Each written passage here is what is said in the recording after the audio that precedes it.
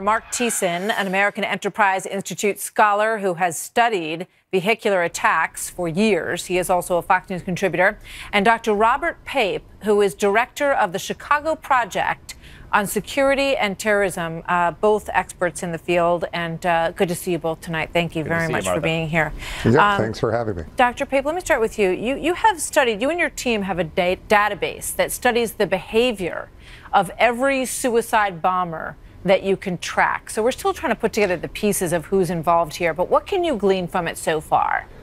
Well, we also have a database of 1,400 ISIS videos, the complete set of ISIS videos over the last 3 years. And studying particularly the ISIS videos really gives us insight as to what's been happening. So particularly since the fall of Mosul, ISIS has been calling over and over for individuals inside of the countries that are bombing or otherwise directing military activity against ISIS to attack those countries rather than to leave those countries and travel to Syria. In the past, if we look at the videos, when we look at the recruitment appeals, what you see is a very different pattern. They did sometimes call for individuals to attack in those countries, but many of their videos were calling for travelers, people to leave.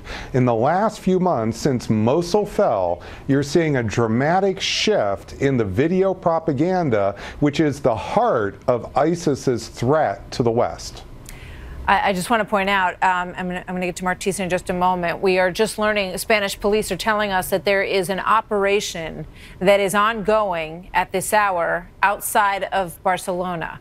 We also have, so far, it's our understanding, and the story has changed quite a bit throughout the day, that the van driver, the person who actually plowed these human beings down in cold blood, is out there somewhere. So we're going to keep a very close tab. Go ahead.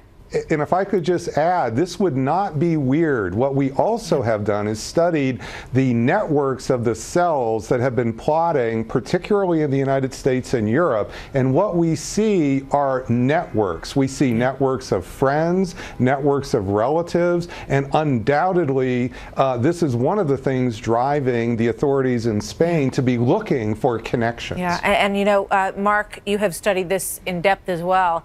And the guy who we originally thought this was walked into the police and said that his brother took the papers and the car. Your thoughts on all this? Sure. Well, I mean, what's really important about what the doctor is saying is that you have to listen to the words of the enemy, because the enemy often tells us what they're going to do.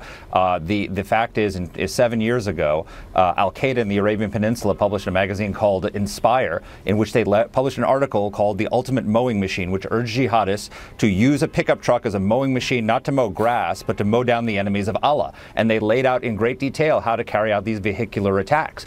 And what's happened since then is they've carried out these attacks in Nice, Berlin, London, Stockholm, Ohio State University, and now in Barcelona. They've killed over 100 people, injured hundreds more. Now, why is that sourcing really important?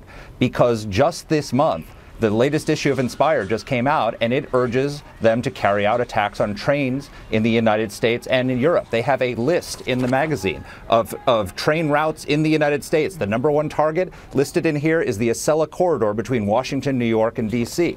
And they have an 18-page guide in there to how to build a derailment device to derail a high-speed train. So we have seen that the enemy tells us what they're planning to do. Yeah. And we need to take the words of the enemy seriously, because we've seen vehicular attacks have followed this pattern, and now it's going to be train attacks. Yeah, and in that material, it says that they should put the devices on the tracks not long before the train comes across, because they do check the tracks from time to time. So, they don't have a whole lot else to do, Dr. Pape. This is what they spend their time doing, tracking the movements of these sorts of things and figuring out when their right moment is to plant something there. We need to be very vigilant.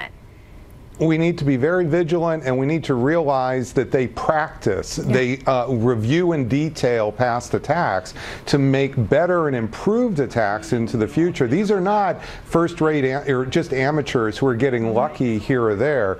These are individuals who are practicing, and then they're putting on the web what they have learned from their best practices. And actually, the content is really the heart, as Marc is saying, and it's difficult to get a grip on, because let's say those 1,400 ISIS videos, that's over 300 solid hours of content, which is why it took us a research team of 25 people at the University of Chicago to find out what's in there. And hopefully it will help to lead to uncovering some of these plots. And we need to pay very close attention to this train plot, because as you both point out, they do generally exactly what they say they're going to do.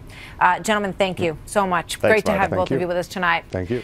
So coming up next, this shocking video